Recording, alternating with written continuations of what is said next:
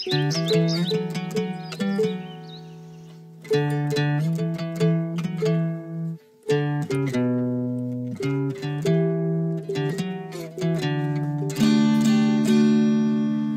நாமம் உயரணும், இன்று மேன்மை அடையணும். பாடுவேன், பாடுவோம் அல்லேலூயா.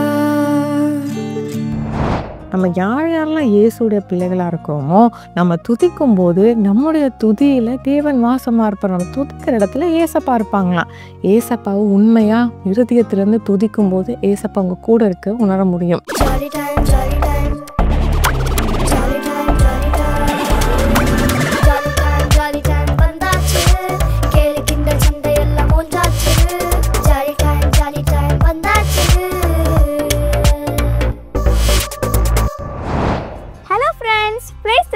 எல்லாரும் எப்படி இருக்கீங்க? காட்ஸ் கிரேஸ் எல்லாரும் சூப்பராக இருக்கீங்க, அப்படி தானே? இந்த ஜாலி டைம் ப்ரோக்ராம் மூலமாக உங்கள் எல்லாரையும் மீட் பண்ணுறதுல எனக்கு ரொம்ப ரொம்ப சந்தோஷம். இந்த ப்ரோக்ராம்லையும் நம்ம நிறைய ஸ்பெஷல் செக்மெண்ட்ஸ் பார்க்க போகிறோம். ஃப்ரெண்ட்ஸ், நம்ம டே டு டே லைஃப்பில் ஏதாவது கஷ்டமான சூழ்நிலை இருந்துச்சுன்னா, இல்லைனா நம்ம எதிர்பார்க்காத ஏதாவது நடந்துச்சுன்னா நம்ம என்ன பண்ணுவோம்? நீங்கள் என்ன பண்ணுவீங்க? நம்ம புலம்புவோம், அழுவோம், கோபப்படுவோம், இல்லைனா முறுமுறுப்போம், அப்படி தானே? ஆனால் பவுலும் சீலாவும் என்ன பண்ணாங்கன்னு தெரியுமா? அவங்க ஏசப்பாவை பற்றி அறிவிச்சிட்டு இருக்கும்போது அவங்கள பிடிச்சு அடித்து சிறைச்சாலையில் போட்டு அவங்க கைகளையும் காலையும் சங்கிலிகளால் கட்டிட்டாங்க. ஃப்ரெண்ட்ஸ், அந்த சூழ்நிலையில் நம்ம இருந்தோன்னா என்ன பண்ணியிருப்போம்? அதே மாதிரி நம்ம புலம்பியிருப்போம், கோபப்பட்டிருப்போம், முறுமுறுத்திருப்போம், அப்படி தானே? ஆனால் பவுலும் சீலாவும் அதை பண்ணலை. அவங்க அந்த வேதனையின் மத்தியிலும் தேவனை பாடி துதிச்சாங்க. ஃப்ரெண்ட்ஸ், பாடி துதிக்கும் போது பூமியே அதிர்ந்து சிறைச்சாலைகள் கதவு திறந்துச்சான். அவங்க கைகள்லையும் கால்லையும் கட்டப்பட்டிருந்த சங்கிலிகள் தெரிச்சிச்சான். ஃப்ரெண்ட்ஸ், பார்த்தீங்களா தேவன் எவ்வளோ வல்லமையுள்ள ஒருத்தவங்க. நம்ம என்ன பண்ணால் இதெல்லாம் நடக்குது? நம்ம தேவனை துதிக்கும் போது தானே இதெல்லாம் நடக்குது. இப்போவும் அப்படிப்பட்ட வல்லமையான தேவனை தான் நம்ம துதிச்சு பாட போகிறோம். ரெடியாக இருக்கீங்களா friends? Over to worship time.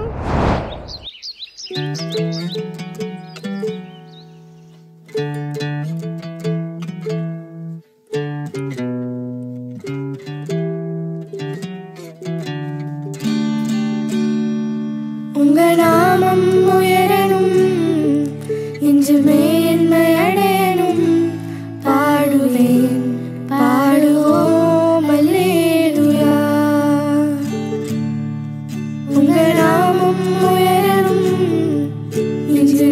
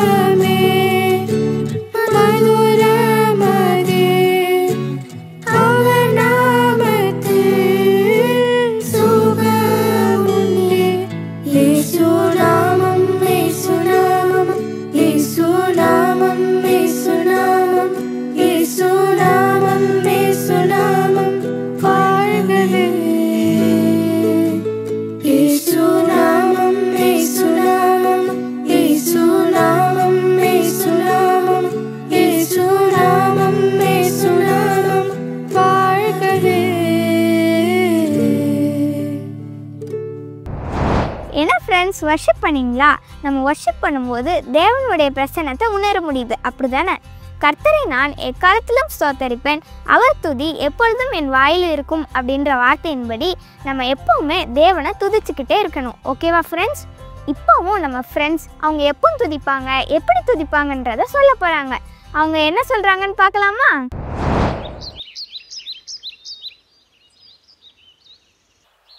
உங்க நாமம் உயரணும், என்று மேன்மையடையணும், பாடுவேன் பாடுவோம் அல்லேலூயா அல்லேலூயா அல்லேலூயா அல்லேலூயா அல்லேலூயா.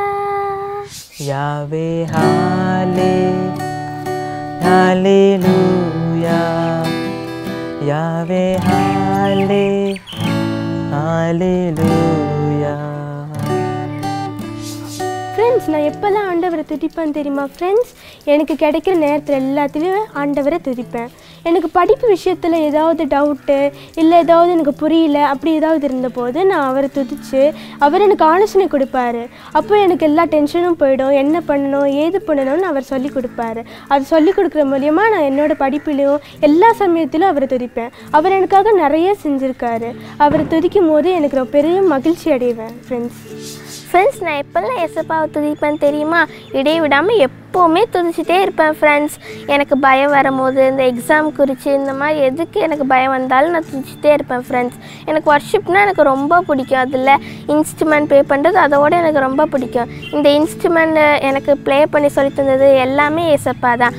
அதனால் நான் எப்போவுமே ஏசப்பாவை துதிச்சிட்டே இருப்பேன் ஃப்ரெண்ட்ஸ். அதே மாதிரி நீங்களும் எப்போவுமே ஏசப்பாவை துதிச்சிட்டே இருக்கணும் ஃப்ரெண்ட்ஸ். நான் எப்போ வர்ஷிப் பண்ண உங்களுக்கு தெரியுமா? நான் எப்போ ஒரு நாளைக்கு அடிக்கடி ஏசப்பா என்னை துடிச்சிட்டே இருக்க சொல்லுவார். ஸ்கூல் டைமில் மேம் லெசன் நடத்தி முடிச்சதுக்கப்புறம் என்னை படிக்க சொல்லுவாங்க. படிக்க சொல்லும்போது ஒரு சின்னதாக ஒரு சாங்கை ஹம் பண்ணிவிட்டு அதுக்கப்புறம் ப்ரேயர் பண்ணுவேன். ப்ரேயர் பண்ணிவிட்டு படித்தா ரொம்ப ஈஸியாக எனக்கு அண்டர்ஸ்டாண்ட் பண்ணிக்க முடியும். ரொம்ப கஷ்டமான இருந்தாலும் அது ஈஸியாக அண்டர்ஸ்டாண்ட் பண்ணிக்க முடியும். நான் வீட்டில் எப்போ பண்ணேன் தெரியுமா? வீட்டில் ஸ்கூல்லேருந்து வீட்டுக்கு வந்தோடனே நான் கிட்டார் அல்லது கீபோர்டு எடுத்து வர்ஷிப் பண்ணுவேன். அதுக்கப்புறம் மெயினாக சாங்ஸ் வாசிக்கும் போது ஏசப்பா இந்த சாங் பாடு அப்படின்னு சொல்லிட்டு ரொம்ப ப்ரெசன்ஸாக உணர்த்துவார்.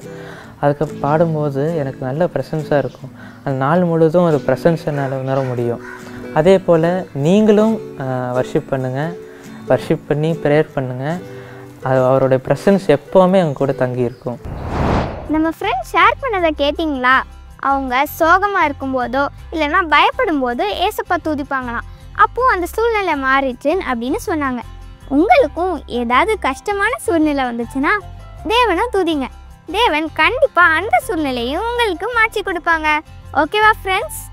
யூதாவின் ராஜாவாகிய யோசபாத்தை எதிர்த்து 3 பெரிய ராஜாக்கள் படையெடுத்து வந்தாங்களாம்.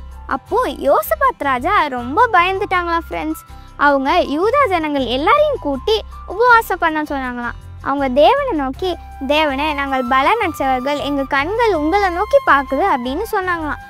அடுத்த நாள் காலையில் ஃப்ரெண்ட்ஸ் யாராவது போருக்கு போகிறாங்கன்னா ஃபஸ்ட்டு யார் நிற்பா? போர் வீரர்கள் தான் இருப்பாங்க. அவங்ககிட்ட என்ன இருக்கும்? ஈட்டி, வாள் அதை மாதிரி வச்சுருப்பாங்க. ஆனால் யோசபாத் ராஜா துதி சேனையை தான் முதல்ல நிப்பாட்டினாங்களாம்.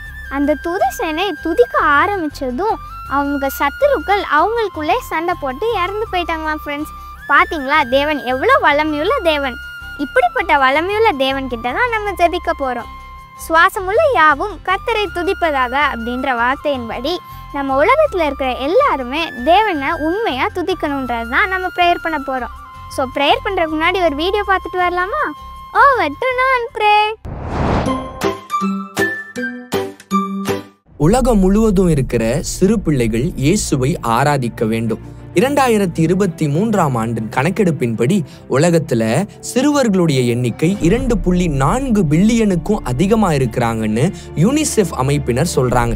இந்த உலகத்துல வாழ்ற எல்லா சிறு பிள்ளைகளும் இயேசுவை தன் சொந்த இரட்சகராய் ஏற்றுக்கொண்டு எல்லா சூழ்நிலையிலையும் ஆண்டவரை ஆராதித்து எல்லா சூழ்நிலையையும் ஜெயித்து வெற்றி பெற சிறுவர்கள் மத்தியில எழுப்புதல் உண்டாக வேண்டும். துதி அப்படிங்கிற ஆயுதத்தை பயன்படுத்தி சாத்தானுடைய சகல தந்திரங்களையும் சிறுவர்கள் வீழ்த்த நாம ஜெபிக்க போறோம். அது மட்டும் இல்லாம ஜெப ஆவினாலையும் துதியின் ஆவினாலையும் ஒவ்வொரு சிறு பிள்ளைகளையும் ஆண்டவர் அக்கினியாக நிரப்பணும்னு சொல்லி நம்ம ஜெபிக்கணும்.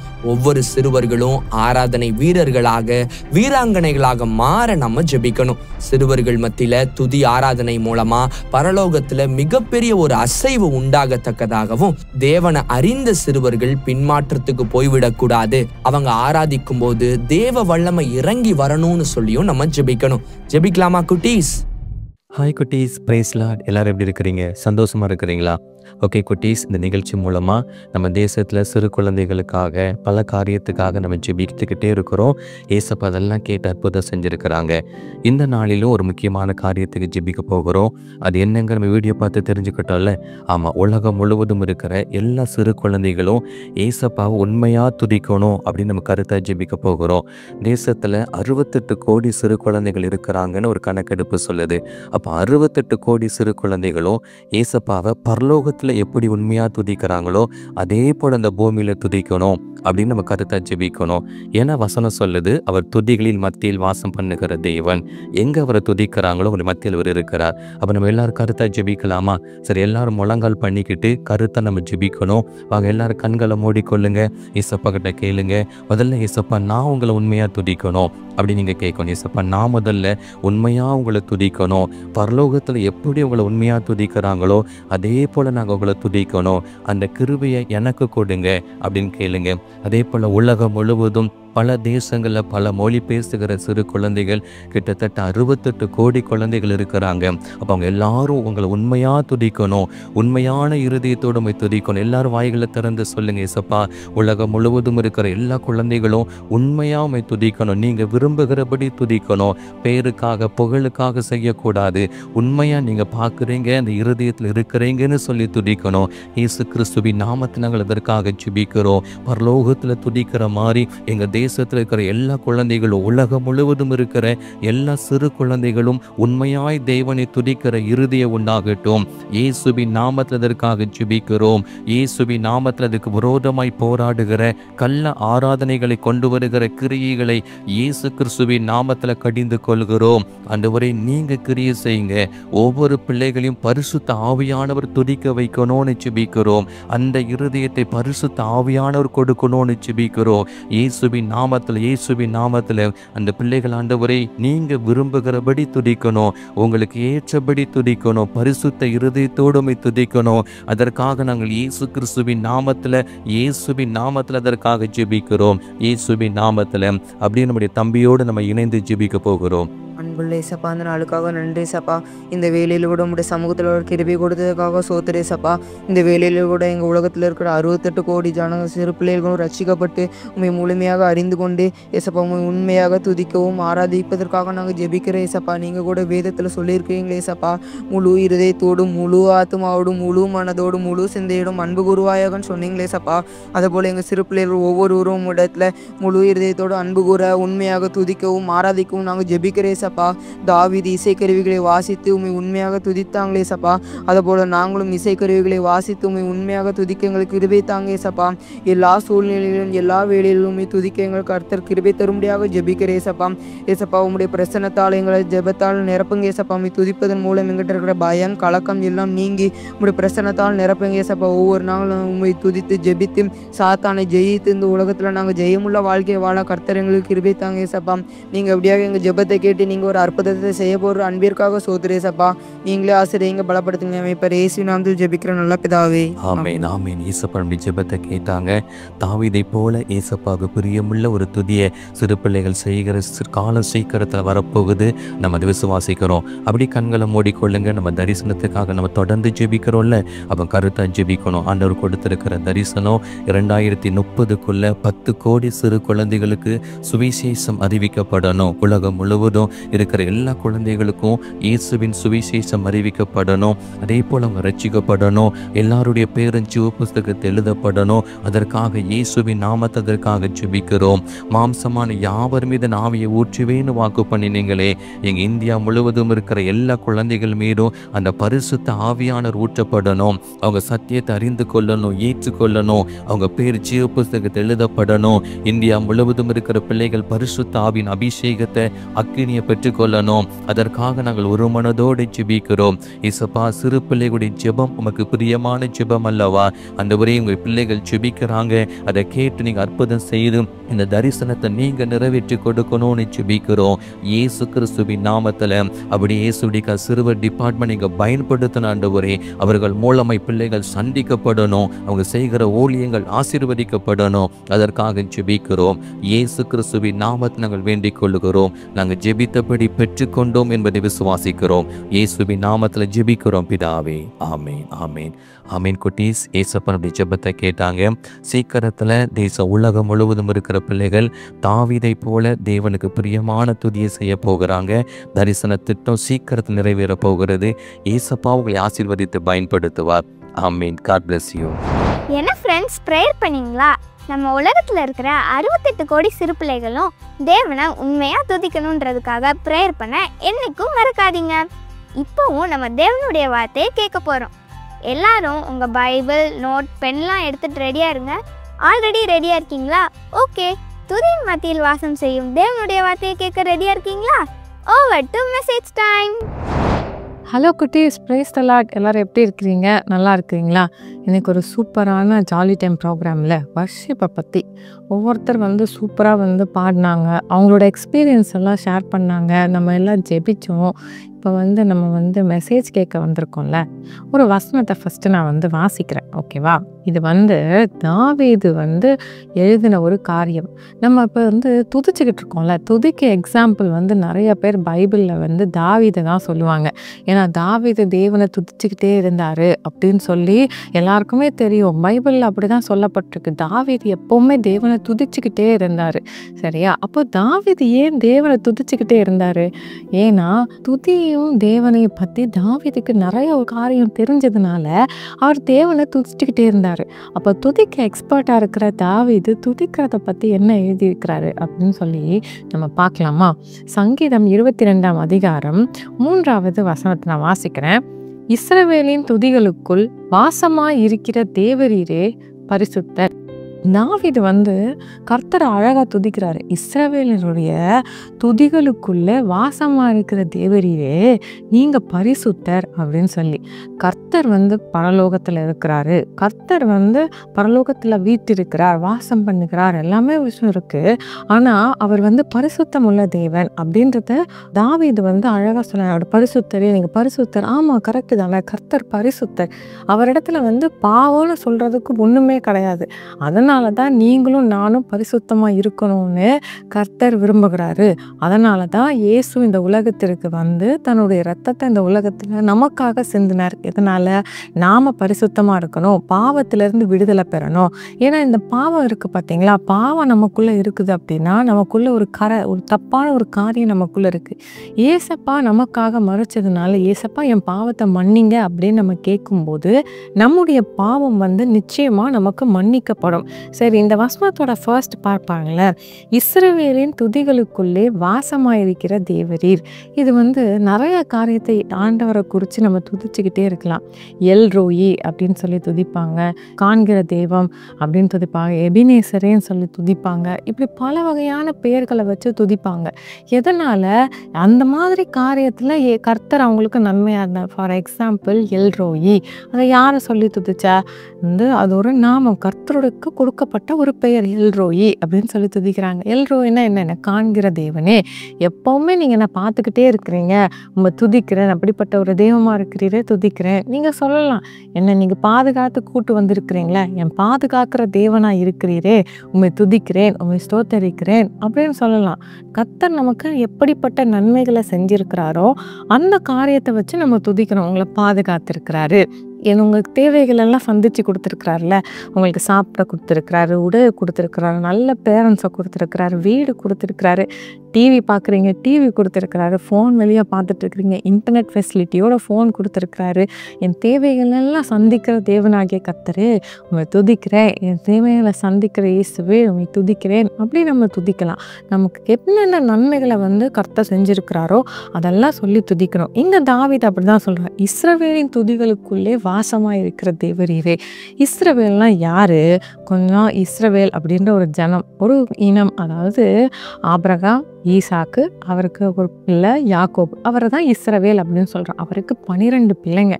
இந்த குடும்பத்தை கர்த்தர் தமக்காக தெரிந்து கொண்டாராம், தம்முடைய பிள்ளைகளாக தெரிந்து கொண்டார். அப்போ தம்முடைய பிள்ளைகளாக வச்சுருந்தார். அப்போ தேவனுடைய பிள்ளைகள் தான் இஸ்ரவேலர்கள். தேவனுடைய பிள்ளைகள் துதிக்கும் போது கர்த்தர் அவங்களோட மத்தியில் வாசமாக இருக்கிறாரு.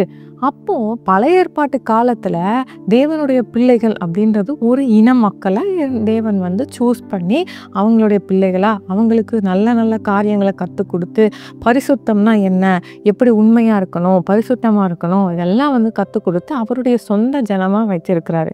இப்போ இருக்கிற காலத்தில் யார் யாரெல்லாம் இயேசுன்ற பேரை சொல்லி அவரை ஏற்றுக்கொண்டு இருக்கிறோமோ அவங்க எல்லாம் தேவனுடைய பிள்ளைகள் தான்.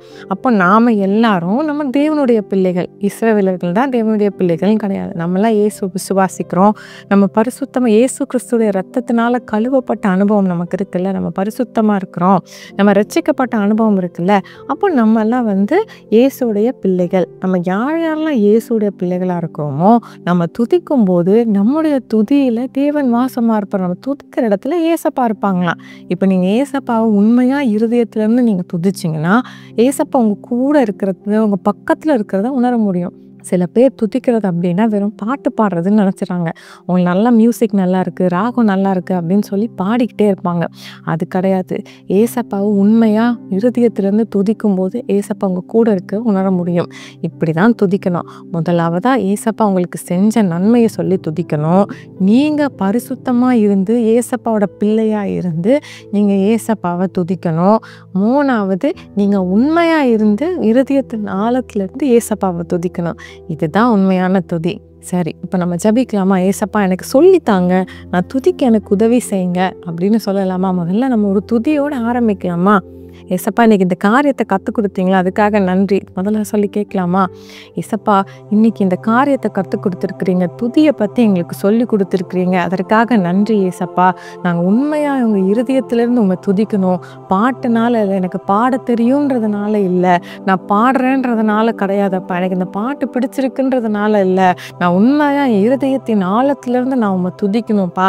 நீங்கள் என் கூட இருக்கிறத நான் உணர்ந்து கொள்ளணும் ஏசப்பா. நான் உங்களுடைய பிள்ளையாக இருக்கணும். எனக்கு என்கிட்ட உங்களுக்கு பிடிக்காத காரியம் எதுவாக இருந்தாலும் அதை தயவாக மன்னிங்க ஏசப்பா. தகப்பனே, இந்த பிள்ளைகள் ஒவ்வொருவரையும் பாருங்கள் இயேசுவே, எனக்கு உதவி செய்யுங்க, நான் பரிசுத்தமாக இருக்கணும், நான் உண்மையாக இருக்கணும் அப்படின்னு ஜெபிக்கிறாங்க.